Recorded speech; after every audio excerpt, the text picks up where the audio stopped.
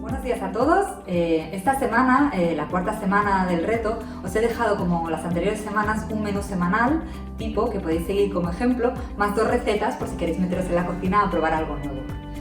De todas formas, una pregunta habitual que me habéis hecho es ¿cómo podéis planificar vuestro propio menú semanal?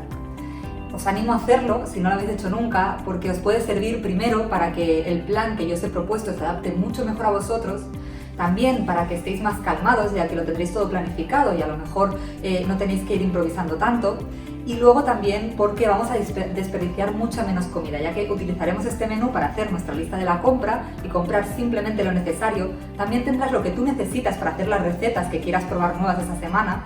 Y además podrás planificarte, por ejemplo, congelar alimentos o guardarlos para que duren algún más tiempo a lo mejor en el congelador si ves que no vas a consumirlo esa semana ya que te va a tocar otro plato o no te apetece el plato que habías propuesto en el menú. Así que en este vídeo te voy a explicar cómo planificar tu propio menú semanal y además te voy a dejar un descargable en la web de Men's Health donde te voy a explicar el paso a paso y te voy a dejar un espacio en blanco para que tú mismo hagas tu propio menú semanal. Para comenzar a planificar vuestro menú, yo siempre digo que tengáis en mente el plato de Harvard. Muchos de vosotros ya lo conoceréis, algunos de vosotros no. Es una herramienta que vendría a sustituir a las ya oxidadas y por favor algo que tenemos que desterrar, que son las pirámides de la alimentación, que ya nos sirven. Y este plato de Harvard lo que hace es representarnos visualmente en una imagen lo que sería la comida que consumimos durante todo el día, o que deberíamos consumir durante todo el día. En el plato de Harvard nos recomiendan que la mitad de nuestra alimentación sean verduras, hortalizas o frutas. Después, que un cuarto de nuestra alimentación se base en alimentos ricos en hidratos de carbono, que pueden ser los tubérculos como patatas o boniatos, pueden ser cereales como el arroz, la cebada, siempre mejor integrales, el pan integral, la pasta integral. Y el otro cuarto de la alimentación deberían ser alimentos ricos en proteína, como por ejemplo el huevo, la carne, el pescado. Podría ser también las legumbres, que nos aportan proteína, pero también hidratos de carbono, o algunos alimentos derivados de la legumbre, como por ejemplo el tofu o la proteína texturizada de soja. Además, el plato de Harvard nos recomienda como bebida principal siempre el agua, y nos dice de consumir alimentos grasos de buena calidad, que en España el aceite más habitual y el que es más recomendable sería el aceite de oliva, mejor siempre virgen extra. Tener en mente este plato de Harvard nos puede servir para hacernos una imagen visual de cómo debería ser realmente nuestra comida y nuestra cena. Pero como he dicho anteriormente, este plato de Harvard representa la comida de todo el día, no solo la comida y la cena. Así que una pregunta muy habitual que me soléis hacer es si es necesario incluir esos 3 elementos principales que se muestran en el plato, que serían las verduras, los alimentos ricos en hidratos y los alimentos ricos en proteínas en todas las comidas.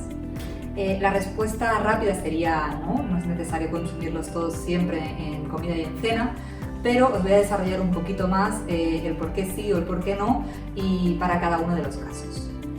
En el primer caso, por ejemplo, ¿es necesario incluir verdura siempre en comida y cena? Para mí la respuesta sería sí, ya que culturalmente no tenemos el hábito de introducirlo en gran cantidad en otras comidas, por lo cual para llegar a esas 5 raciones de frutas y verduras al día, lo ideal sería hacer 2 raciones de fruta principales y grandes, tanto en comida como en cena. Por otro lado, ¿es necesario consumir hidratos de carbono en todas las comidas? En general, no, si la población es sedentaria, estos hidratos de carbono irían un poco ligados a nuestra actividad. No todo el mundo tiene que consumir carbohidratos en todas las comidas, ya que también los estamos consumiendo a lo mejor en el desayuno, en la media mañana o en la comida, y puede que a lo mejor en la cena no los consumamos o al revés, puede que lo consumas no consumas en la comida y acabes consumiendo carbohidratos en la cena. En vuestro caso, que está basado este menú para personas que sois muy activas porque estamos siguiendo los entrenamientos de Fito y que estáis en movimiento, aparte de que sois hombres, con lo cual vais a tener un gasto más elevado que a lo mejor una mujer, pues en este caso sí que os recomendaría o sí que podéis consumir estos hidratos de carbono tanto en comida como en cena. En cuanto a los alimentos proteicos, pasaría algo similar. No es necesario siempre consumirlos. Yo sí que lo recomiendo habitualmente poner algo de proteína en comida o en cena para llegar a la ración de consumo recomendada durante el día y hacer una buena distribución. pero en vuestro caso, que estamos siguiendo el reto, todavía es más importante, ya que es importante distribuir la proteína a lo largo del día y no solo consumirla en un momento determinado. Así que en vuestro caso sí que recomendaría que vuestro plato de comida y cena tuviera esta representación de verdura, alimentos ricos en carbohidrato y alimentos ricos en proteína. Ahora que ya tenéis claro qué debéis consumir en comida y en cena, vamos a empezar con la planificación semanal. Hay muchas maneras de hacerlo, yo os voy a explicar la mía, pero podéis encontrar otras que a lo mejor os sirven más o se adaptan más a vosotros.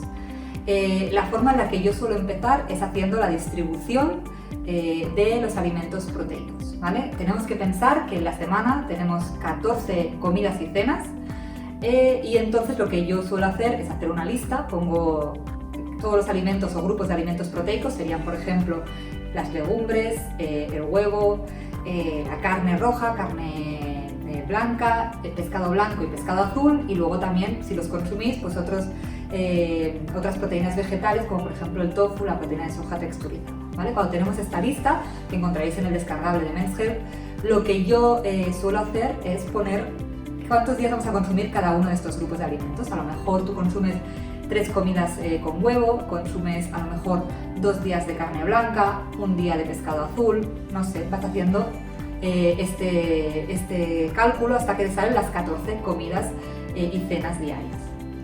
Una vez tienes la lista elaborada de las frecuencias de consumo, ¿vale? Yo te recomiendo que la hagas en función de lo que suele ser habitual en tu casa. Está muy bien que quieras tender a la perfección, pero si tú ahora estás consumiendo 6 o 7 comidas con carne blanca, no consumes nunca legumbres y solo haces un día de pescado a la semana, es muy complicado que de golpe reduzcas la cantidad de carne blanca para introducir más pescado, que a lo mejor es más recomendable, o más legumbre, que a lo mejor es más recomendable, de golpe de una semana a otra. Así que ves haciendo un cambio progresivo en cuanto a las frecuencias, ¿vale? Sea como sea, una vez tengas establecidas las frecuencias, lo que debemos hacer es cogemos un cuadrante que ponga lunes, martes, así hasta domingo, comida y cena, y distribuimos la proteína a lo largo de la semana, ¿vale? Lo que intentamos hacer es que no sea muy repetitivo, si haces 3 días de huevo, que no sean las 3 comidas seguidas. Esto es de lógica.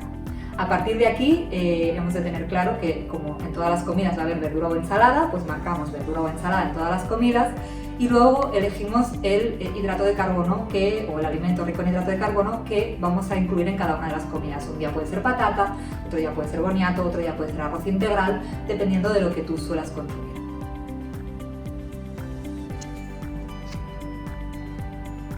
Si después de escuchar estas pautas te parece complicado planificar tu menú semanal, es normal. A veces hay que verlo visualmente, así que yo te animo a acceder a la página web de Men's Health, donde vas a ver un ejemplo de cómo yo he desarrollado el menú de esta semana paso a paso según lo he explicado en este vídeo, y luego un descargable en blanco donde vas a poder rellenar tú mismo para hacer tu propia plantilla de menú semanal. Espero que este vídeo os ayude a haceros vuestro propio menú más adaptado a vosotros y a planificaros mejor. Vamos a por la semana 4. Una vez has elaborado este menú base, distribuyendo las diferentes opciones durante la semana, esto lo debemos traducir a recetas, ¿vale? Entonces, como habrás adivinado, este menú base te puede servir para hacer diferentes semanas utilizando la misma base para hacer diferentes recetas. Por ejemplo, si tú el lunes te has propuesto comer verdura con patata y pescado azul, una semana te podrías proponer hacer una ensalada con patata y atún, y otra semana podrías hacer, por ejemplo, unas judías verdes con patata salteadas con tomate y especias, y de segundo un salmón a la plancha. Entonces, como ves, de una misma propuesta base nos pueden salir muchas variedades, ¿vale? Así que este menú base lo puedes guardar y utilizar durante diferentes semanas hasta que te canses y puedas volver a modificarlo y cambiarlo por otro.